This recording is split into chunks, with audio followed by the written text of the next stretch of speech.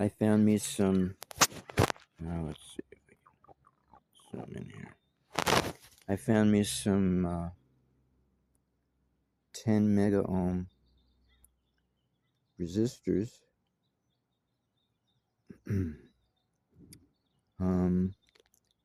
So I'm going to put them right here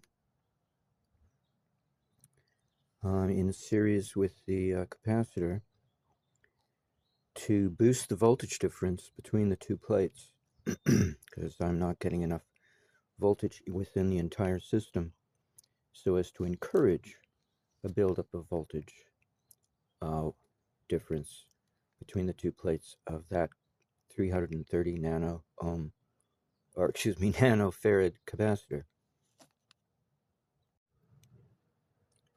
Well, putting in this 10 mega ohm resistor on one side of the 330 nano ohm capacitor really did the job. The voltage difference between the iron coil and one of these copper strips leading to this copper sphere still maintained the same voltage difference, same as before, of around 280, 290 millivolts. But the voltage difference between the back strip representing that copper sphere and the front strip representing this one rose to 44.5 millivolts between the two sides.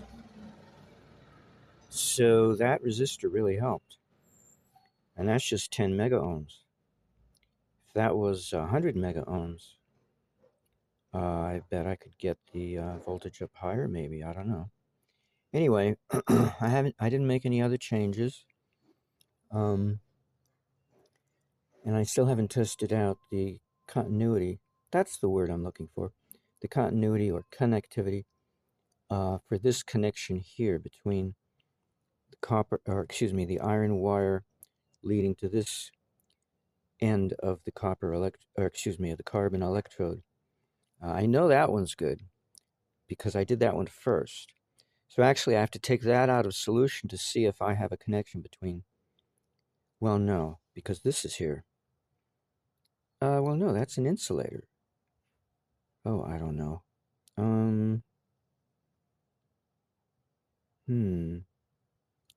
Yeah, that's true. This could be a short. Oh, wait a second. Oh, no. I forgot to connect this strip with this strip. That's interesting. Whoa.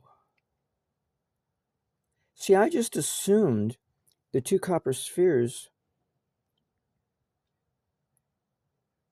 So I have a floating capacitor now and a floating resistor. Basically, I just disconnected the two sides. So now they're only connected through the vessels. The capacitor is not involved. Oh, well, I have to involve the capacitor. Oops. Now that I connected the resistor to the capacitor, putting in this strip here, connecting the back end from the front, now the voltage difference between the two spherical capacitors has dropped to just under 1 millivolt, about 0.9, 0.7, while the difference between this front strip and the iron coil has remained the same at around 280, 290 millivolts.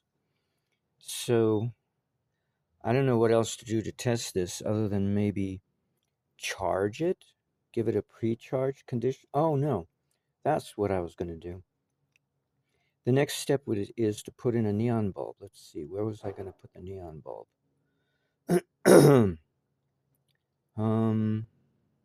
I could put it in this spot somewhere in here because I wanted it in line with the capacitor. I didn't know I was going to put a resistor in here. Oh no, I was going to put it in parallel with the capacitor. That was it. So that means I could put it over here. All right, so if I put the neon bulb here, it'll be in parallel with capacitance. Okay, I'll try that. With the neon bulb in place, in parallel with the capacitor resistor and each vessel and the two copper spheres. The difference between the back end and the front end now is 0 resistance. So this is truly a short of 0 resistance. But I could not measure any connectivity between this electrode of the neon bulb and this electrode of the neon bulb when it was detached from this circuit, when it was just by itself. It literally was not registering any resistance whatsoever. Normally it'll go to 0, but it didn't even go to there. It just stayed at the OL. I don't know what that stands, some acronym that stands for something, but it shows it's not engaging. It's not even processing any information. But at least when I connected it and then measured the two sides of the neon bulb, this front rail and the back rail, then the neon bulb, then I got a reading of 0.00. Oh no, that was voltage. I'm sorry. Oh, maybe I should try the resistance again. Yeah, the voltage is 0.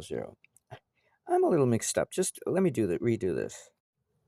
Well, regardless of what I got before, now my measurement that I'm paying attention is 0.4 mega ohms of resistance between the front rail and the back rail, and 0.0 millivolts between the front and the back. So there's no millivolts at all now. The neon bulb completely shorts out everything, and there is some resistance between the front end and the back end. But the coil relative to the front end does contain 280 or 290, 288 millivolts of charge. So I don't know if the resistor helped. I guess it did. Maybe. I don't know. I just thought it might be a good idea in line with the capacitor. The neon bulb definitely helped because it eliminated all resistance. Now, the reason why I put the neon bulb in there is for a growth possibility. Because right now, the ions of neon inside that bulb are busy becoming ionized. It doesn't have to be ionized. It doesn't have to be lit up in order to be ionized. It's like water boiling.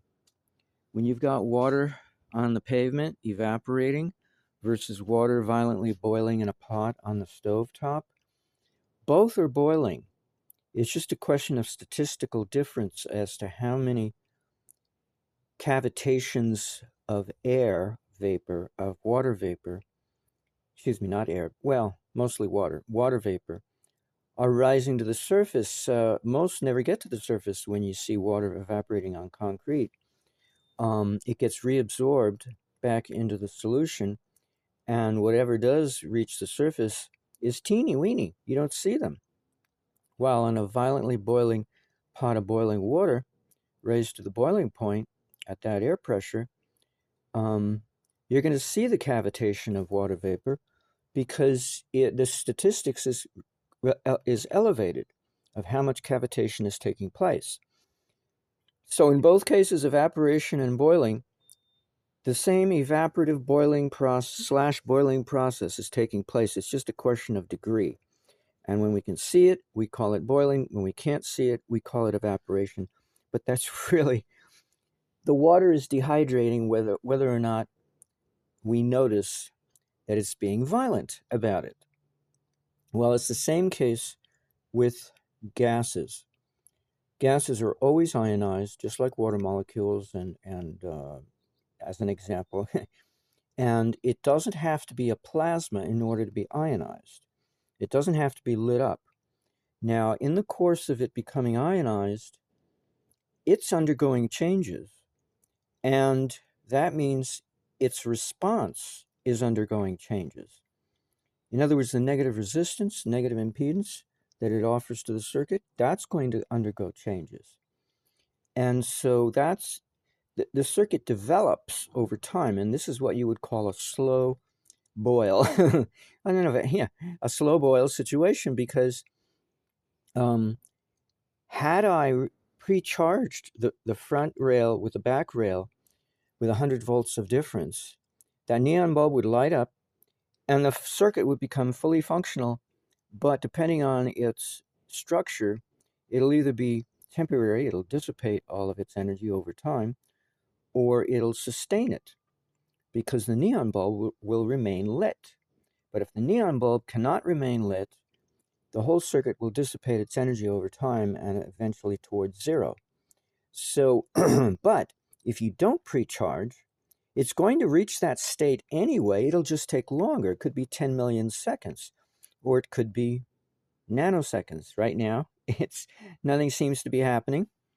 So that's why I positioned it over the black Amazon marker.